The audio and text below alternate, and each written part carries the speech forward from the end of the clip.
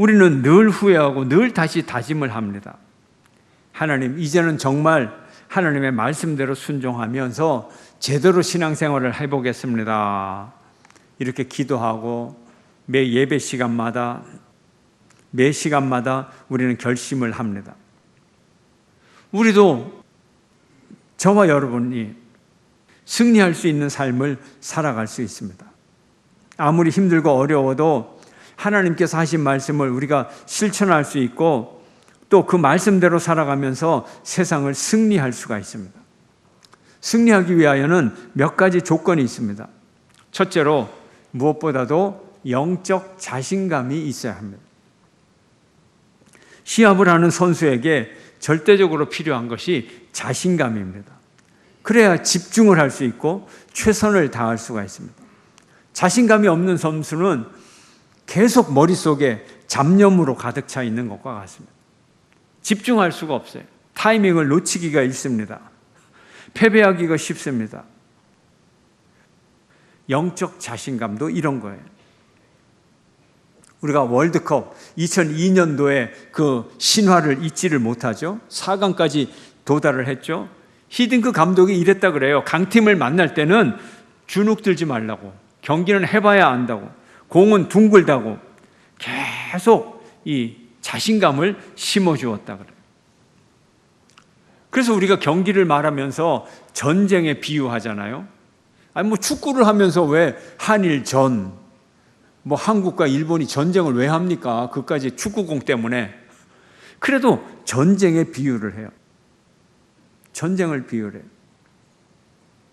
그런데 전쟁을 시작하기도 전에 상대방에게 기가 꺾이면 이 전쟁을 어떻게 이길 수가 있겠습니까?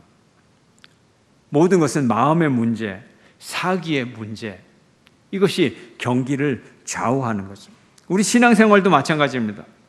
여러분, 우리가 말씀을 들어요. 말씀을 들으면서 나는 말씀대로 살 수 있어. 나는 말씀대로 살 거야. 말씀에 순종할 거야. 하나님이 기뻐하는 하나님 백성이 될 거야. 이렇게 결심하고 듣는 것과 결심하지 않고 듣는 것, 큰 차이가 있는 거죠. 때로는 이런 결심을 안 하고 듣는 것이 나를 편하게 할 때도 있어요. 아, 그거는 아브라함이니까 그렇게 했지. 그거는 모세니까 그렇게 했지. 나같이 평범한 사람이 그렇게 할 수 있겠어? 이런 마음으로 들으면 어떤 때는 꽤나 편안할 때가 있는 거죠. 그러나 결심을 하고 듣는 사람은 그 말씀을 들을 때 좀 불안할 수도 있어요. 아니, 내가 저 말씀을 어떻게 순종할 수가 있을까? 저 하나님의 뜻을 내가 이루어 드릴 수가 있을까? 이렇게 불안할 때도 있겠지요. 그러나 이런 사람의 신앙은 점점 더 자라고 성숙해지는 거예요. 문제는 신앙의 요구가 어려우냐 쉬우냐에 있는 것이 아니라 내가 그 신앙의 요구를 어떤 마음으로 듣느냐 하는 거예요. 아무리 요구가 쉬워도 마음의 준비가 안 되면 순종하기 어렵고 이루기 어렵지만 그 요구가 아무리 높아도 순종하는 마음으로 들을 때 그 요구를 듣고 하나님의 뜻을 이룰 수 있는 사람이 된다는 거죠.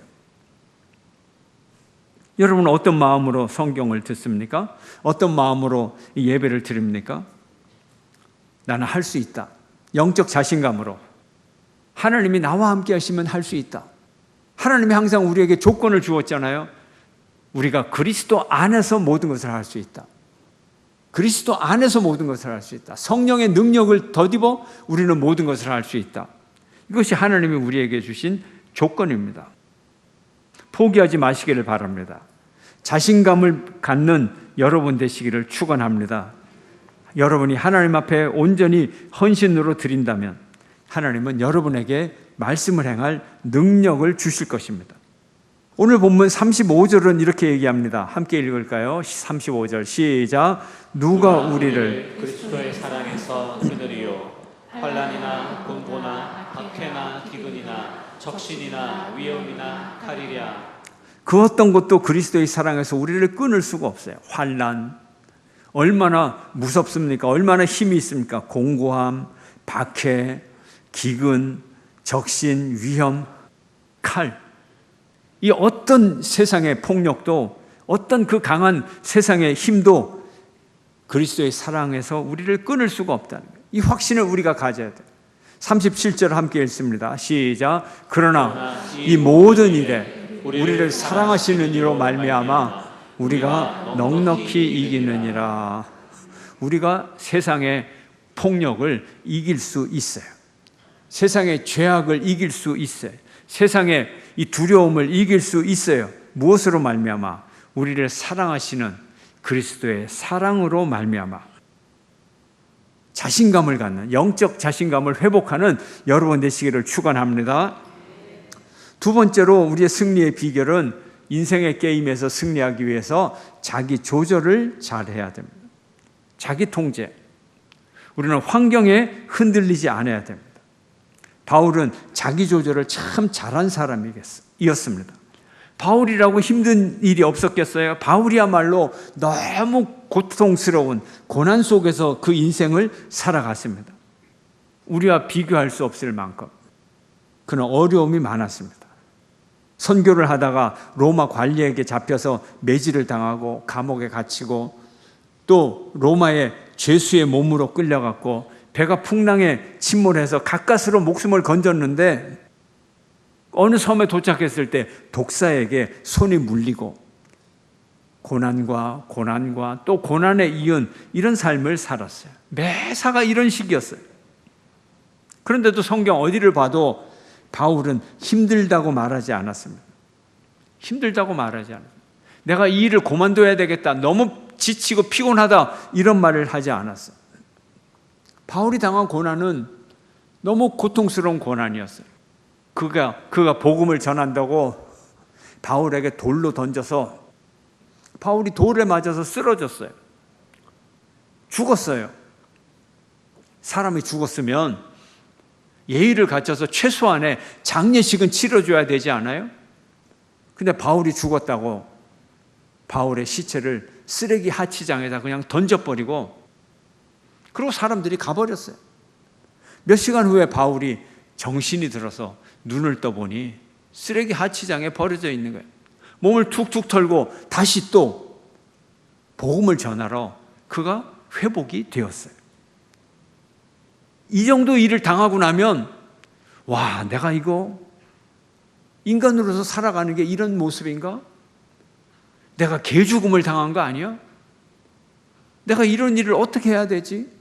그 죽음에서 회복이 되려면 얼마나 오랜 시간에 그가 회복의 시간을 가졌겠어요.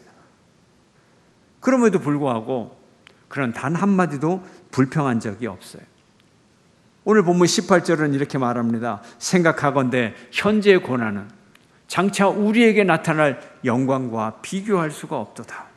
그가 그런 아주 잔혹스러운 고난을 당할지라도 장차 미래에 나타날 영광과 비교할 수 없는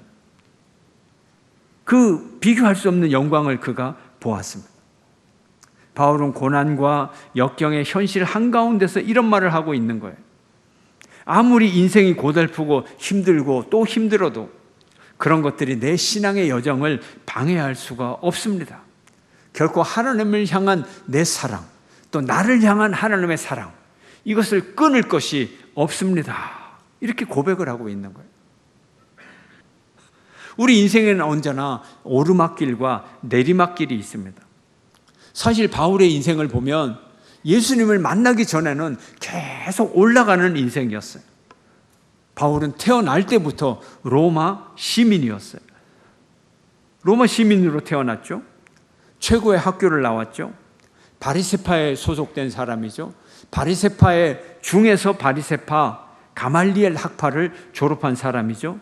산헤드린 공회에 인정을 받은 사람들이죠. 사도 바울은 이런 사람이에요. 엘리트 중에 엘리트였어요. 그런데 그가 예수를 만나고 인간적인 눈으로 볼 때 내리막길의 인생을 살았습니다. 예수님을 만나고 모든 것을 다 버리고 그는 박해받는 길을 걸어갔습니다. 죄인의 신분이 되었습니다. 계속 박해를 받았습니다. 그리고 그 박해는 점점 더 커져갔습니다. 내리막길의 인생이에요. 그리고 로마로 갈 때도 그는 죄수의 몸으로 로마를 갔습니다. 사도 바울의 인생은 웅덩이에 빠진 인생이었어요. 스스로는 나올 수 없는 그런 삶을 살았어요. 오늘 본문은 우리에게 말합니다. 기록된 바 우리가 종일 주를 위하여 죽임을 당하게 되며 도살당할 양같이 여김을 받았나이다 함과 같으니라. 바울은 스스로 빠져나오지 못하는 절망의 어두움에 빠질 때가 많았습니다. 여러분과 저는 하나님이 너무나 귀하게 여기는 사람입니다. 그러므로 이런 내리막길의 인생 속에서도 하나님은 우리를 돌보고 계십니다. 우리가 아무리 억울한 일, 아무리 고통스러운 환경에 빠질지라도 하나님은 우리를 보고 계시고 우리를 붙잡아 주시고 우리와 함께하고 계세요. 세상의 유혹 속에, 세상의 이 협박 속에 우리가 속아 넘어가면 안 돼요. 우리의 자기 조절 능력이 잃어서는 안 돼요. 우리의 믿음을 잃어버려서는 안 됩니다. 우리 신앙을 잃어버려서는 안 됩니다. 흔들리지 않는 믿음으로 세상의 유혹을 이겨내는 여러분 되시기를 축원합니다. 이 세상을 넉넉히 이기는 여러분 되시기를 축원합니다. 승리하는 비결 세 번째는 훈련을 해야 됩니다. 훈련하는 자만이 승리를 합니다. 인생에서 승리하는 사람, 훈련을 잘 받는 사람, 경기에서 이기는 팀, 훈련을 잘 받은 팀이에요. 우리가 이기고자 하는 의욕이 있어야 훈련을 잘 받습니다. 젊은이들 중에 손가락 하나 움직이기 싫어하는 귀차니즘. 그런 사람들이 가끔 보여요. 정신적인 무력함이죠. 아무런 동기부여가 없는 거죠. 아무것도 하기 싫은 거예요. 귀차니즘, 무력증. 어떤 청년은 중3 이후 10년 동안을 자기 방에서 나오지 않고 아무런 할 동기부여가 없어요. 그럼 훈련을 받을 수가 없어요. 아무리 좋은 여건과 실력이 있어도 연습을 제대로 하지 않으면 최후의 승자가 될 수 없어요. 연습을 게을리하면 그 역량이 점점 아래로 내려가요. 성적이 점점 떨어져요. 감독이 선수가 훈련하는 모습을 보면 저 선수는 다음 시즌에서 어디까지 성적을 낼 수 있겠다. 미리 다 예상을 할 수가 있는 거예요. 훈련이 곧 승리예요. 신기록은 아무나 세우는 게 아니죠. 훈련을 열심히 해야만 신기록을 세우죠. 훈련 중에 신기록을 세우는 선수가 경기 중에 신기록을 세우는 거예요. 연습하는데 훈련 중에 신기록이 안 나오는 선수가 어떻게 시합에 나가서 신기록을 세울 수 있겠어요? 감독과 함께 훈련을 하면서 계속 신기록을 세우는 그 선수가 시합에 나가서 신기록을 세우는 거예요. 우연히 나오질 않아요. 신기록이 어려운 게 뭡니까? 자기 스스로를 뛰어넘는 거 아니에요? 자기가 낸 기록을 자기가 깨야만 신기록이 나오는 거죠. 얼마나 어렵습니까, 여러분? 부단한 자기 노력, 자기 싸움, 자기와의 싸움. 높이뛰기 선수가 10mm, 1cm 더 뛰려고 얼마나 고생을 합니까, 여러분? 100m 단거리 선수는요, 100분의 1초 가지고 씨름을 하잖아요. 팔을 이렇게 흔들어라, 다리를 이렇게 사용을 하라, 뭐 얼마나 훈련이 많습니까? 연습하고 또 연습하고. 그래서 자기 기록을 깰 수가 있는 것입니다. 경건의 훈련도 이와 같습니다. 말씀의 묵상의 끝이 있습니까, 여러분? 성경 통독의 끝이 있습니까? 기도의 끝이 있습니까? 우리의 찬양의 끝이 있습니까? 우리의 영적인 경기장에서도 같은 경기 법칙이 적용이 되는 것입니다. 우리 각자의 모습을 거울 속에서 한번 영적 거울로 비춰보시기를 바랍니다. 나는 영적 선수로서 하나님의 말씀에 조금이라도 더 잘 지켜보려고 훈련을 하고 있는가? 영적 훈련을 받아야 돼요. 경건의 연습을 많이 한 자가 영적 전쟁에서 승리합니다. 여러분에게 이런 축복이 임하기를 축원합니다. 네 번째로 상처와 고난 속에 승리의 비밀이 있습니다. 어려움 없는 인생은 없어요. 고비 없는 인생은 없어요. 절망의 상황을 한두 번 경험하지 않는 사람은 이 세상에 아무도 없어요. 다 절망을 경험합니다. 의욕이 강하면, 목표가 높으면 더 많은 절망을 경험합니다. 동해안에 파도가 많이 치지요. 또 제주도에 가면 파도가 많이 칩니다. 제주도의 중문해수욕장이 우리나라 사람들이 가장 즐겨 찾는 파도 타기, 서핑의 명소입니다.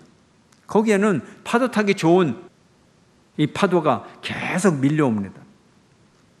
근데 보면요, 사람들이 참 편해요. 그렇게 높은 파도가 몰려오는데 사람들이 얼마나 이 기분 좋게 표정을 보면 행복한 표정으로 그렇게 파도를 타는지 몰라요. 파도 타기가 쉽습니까, 여러분? 수영을 잘하는 사람들은 파도를 이용해서 힘들이지도 않고 그렇게 수영을 합니다.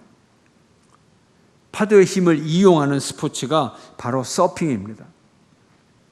파도가 해변가를 향해 밀려오면 서핑하는 사람들은 파도 속으로 뛰어들어서 파도를 넘어가요. 도리어 속으로 들어가요. 그리고 파도를 기다려요. 그리고 자기가 원하는 적당한 파도가 오면 파도 위에 뛰어 올라요. 폴짝 뛰어 오르고 중심을 딱 잡고 요리조리 움직이면 파도처럼 파도와 함께 파도를 타고 나가요. 어떤 사람에게는 파도가 오면 죽어요. 죽음의 파도입니다. 근데 어떤 사람에게는 스포츠, 즐거움의 파도가 돼요. 신나는 놀이가 돼요.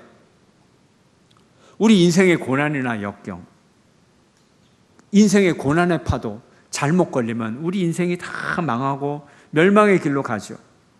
그렇지만 잘 이용하면 오히려 신나는 놀이가 될 수 있는 거예요. 사도 바울을 보면 파도 타기의 명수였습니다. 파도를 피하지 않았습니다. 바울의 전공은 고난의 파도를 타는 거였어요. 그에게는 끊임없는 고난 속에서도 흥분된 계획이 있었어요. 그가 예수의 부름을 받고 예수를 위해서 고난받는 인생을 살아가면서도 단 한 번도 편안할 날이 없었는데 그에게는 원대한 계획이 있었어요. 지금 이 편지, 오늘 본문의 편지 로마서가 어떤 편지입니까? 사도 바울이 고난의 파도를 타면서 로마 교회에 편지를 보내는 거예요. 내가 너희들에게 갈 테니 너희들이 내가 저기 서바나 스페인 끝까지 가서 선교할 수 있도록 선교 비용의 일부를 좀 도와주고 그리고 내 선교를 함께 기도하고 함께 도와달라. 이런 목적으로 로마서에 편지를 쓰고 있는 것입니다. 목적이 이끄는 삶이라는 책을 쓰신 미국의 세들백 교회의 릭 워렌 목사님은 파도 얘기를 자주 합니다. 우리 인간은 파도를 만들 수는 없지만 파도를 올라탈 수는 있지 않겠느냐. 이것이 파도 타기의 비밀 아니냐, 핵심 아니냐. 우리가 파도를 만들다든지 아니면 파도가 안 일어나게 파도를 막는다든지 인간의 힘으로는 절대 할 수가 없어요. 그러나 파도를 기다릴 수는 있고 파도를 선택할 수는 있고 파도를 올라탈 수는 있는 거예요. 우리가 부흥의 파도를 기다리고 부흥의 파도를 선택하고 부흥의 파도를 올라설 수는 있는 거예요. 바울 사도는 고난의 파도를 피하지 않고 올라탔습니다. 고난의 파도를 올라타고 저 지구의 끝 스페인까지 가서 전도를 하려고 했습니다. 이 로마 교회의 이 위대한 선교의 이 지원이 사도 바울과 함께 하기를 원했던 것입니다.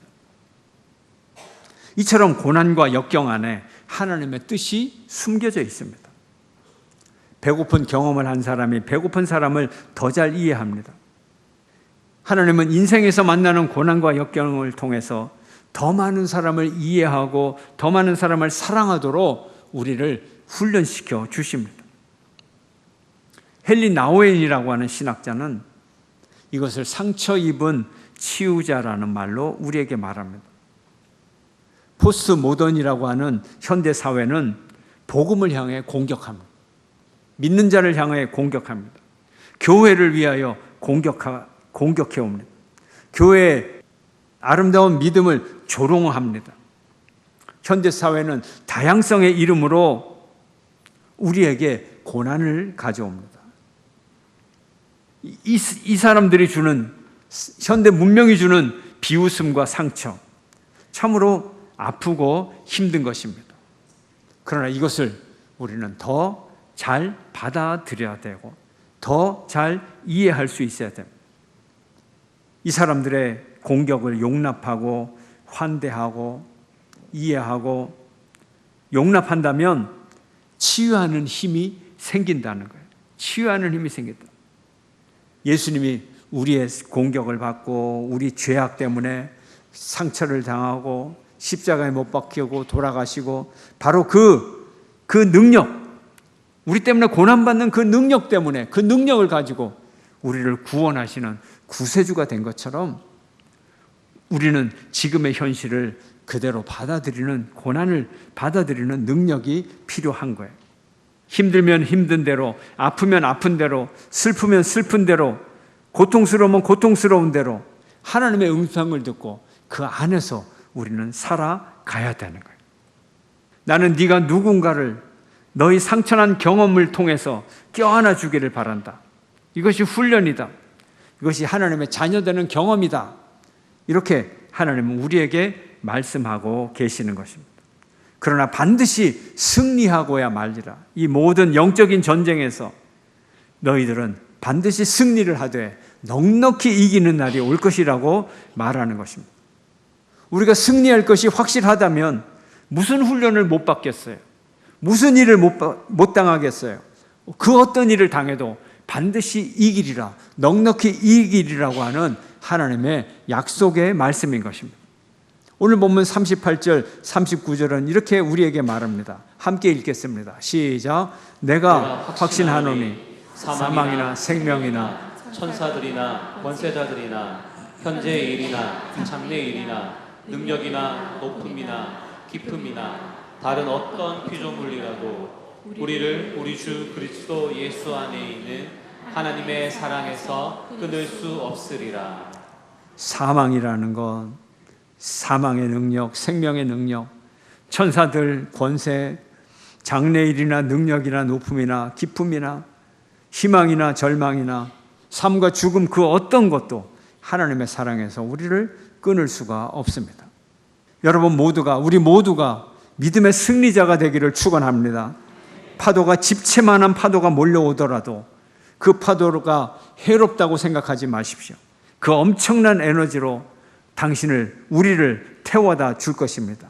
하나님의 목표까지 그것이 우리를 태워다 줄 것입니다. 그리스도의 사랑의 파도를 타고 그 파도를 즐기시기를 바랍니다. 저와 여러분 넉넉히 이길 수 있습니다. 그 사랑을 가지고 연말까지 살아가는 승리의 한 해가 되며 여러분의 모든 여생을 승리의 시간으로 가꾸어가는 여러분 모두가 되시기를 주의 이름으로 축원합니다.